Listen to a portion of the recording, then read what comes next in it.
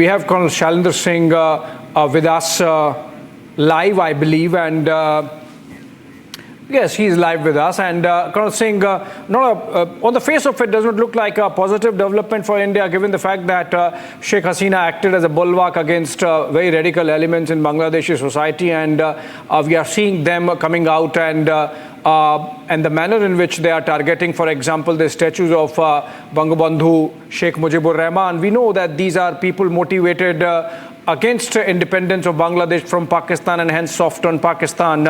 And these forces now effectively running riot in Bangladesh. What is your sense about how this situation is going to pan out?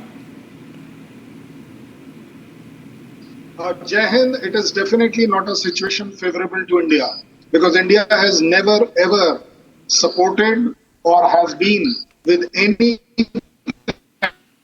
protest which are anti-government, which has been elected democratically. We are for the democracy.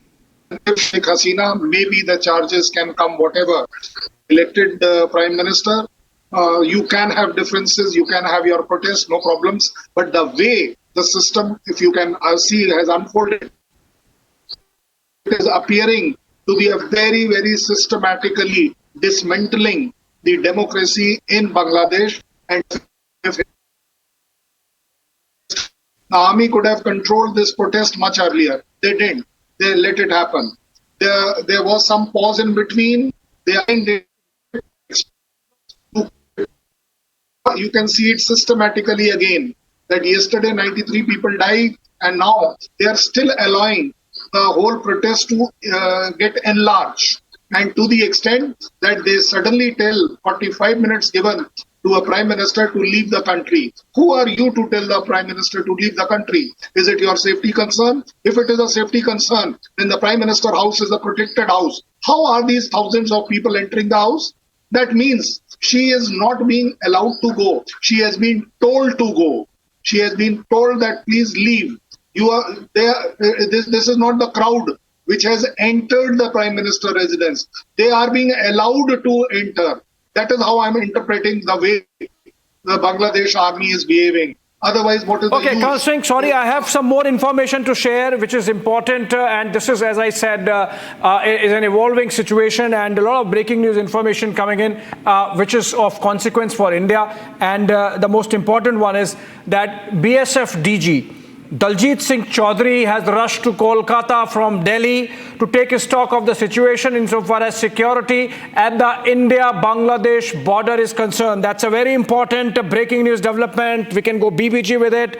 The BSF DG has rushed to Kolkata with a team of senior officials with the objective of reviewing the security situation along the India-Bangladesh border. Remember, it's a porous 2,000 plus kilometer, 3,000 kilometer border, and with this chaos and anarchy prevailing in Bangladesh, even in the normal peaceful times when you have infiltration, this could go even higher, and the government needs to take care of that. And we are getting this information that the BSF DG has rushed to Kolkata to supervise a security review of the India-Bangladesh border. Colonel Singh, coming back to you, this is an important development. I thought I should be telling viewers, even as Sheikh Hasina has made her way out of Dhaka and to India, and the army taking over Bangladesh in a coup and complete chaos prevailing, the army chief there requesting for protesters to go back to their homes and stop protesting anymore because Sheikh Hasina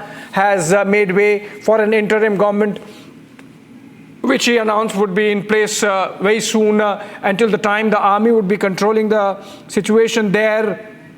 Not the first time that there is an army rule in Bangladesh. It has had a long history and a long period of military rule. And Sheikh Hasina, in fact, taking political refuge in India for the second time. And we are yet to get an official confirmation from the government. We are expecting a Ministry of External Affairs statement anytime soon, and then there would be more clarity as to what transpired. Remember, there are still a few thousand Indian citizens in Bangladesh. Many of them students. Many of them working in our missions, many of them working otherwise in projects because of the long-standing development partnership between the two nations. And now we are getting to hear that the army chief in his statement said that let's bring peace back because all the demands of the students have been agreed. There is no reason left for continuing these protests. And every person who has lost life, their next of kin would get justice, and every case would be pursued. And so the students, the protesters, they should go back. The army chief, they are requesting for peace and for the protesters to stop protesting. He said that no firing would be indulged in by the forces. Nobody among the protesters would be fired at, and if need be, the army would have a direct channel of communication with the protesting students so that situation returns to normalcy in Bangladesh. We still have Pragya in the newsroom. Pragya, important development there with the BSF DG traveling to Kolkata. Are you getting some reports about what's the situation like across very porous India-Bangladesh border, because of which the BSF DG and the senior officials have rushed to Kolkata?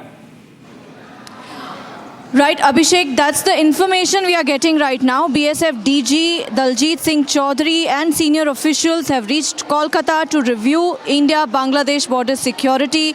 India shares a long border with Bangladesh, especially with the state of Meghalaya. So the repercussions of what's happening in Bangladesh are very serious for India. We have Pakistan on one hand, and now this situation in Bangladesh where Sheikh Hasina's government was elected democratically, and the fall not just of the Bangladesh government, it can be interpreted as the fall of democracy in Bangladesh for now, because it's official. It was a military coup that ousted Sheikh Hasina, with whom we have shared historically close ties. India has historically close ties with Sheikh Hasina. India was instrumental in the formation of Bangladesh with Sheikh Mujibur Rahman, Sheikh Hasina's father, the founding father of Bangladesh. And so the repercussions of what is happening in Bangladesh today are very serious for India. It remains to be seen what the ties are going to be going forward with this interim government that will be formed either by tonight, like the Bangladeshi army chief said, or in 48 hours. So, Abhishek, that is the latest that we are getting on this. We are keeping an eye on the developments. Coming back to you. Yeah, thank you so much, Pragya, with that update. And we'll try and dip in to our Kolkata newsroom.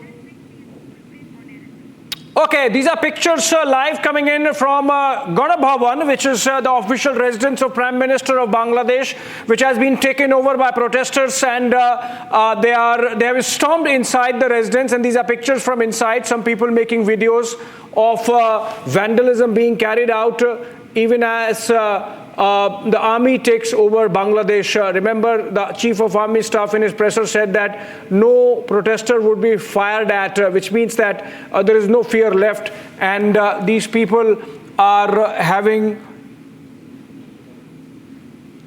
a free-for-all there in Dhaka. These are pictures coming in from Dhaka, from the official residence of Bangladesh Prime Minister, where the protesters have stormed in, trooped in, and they are indulging in acts of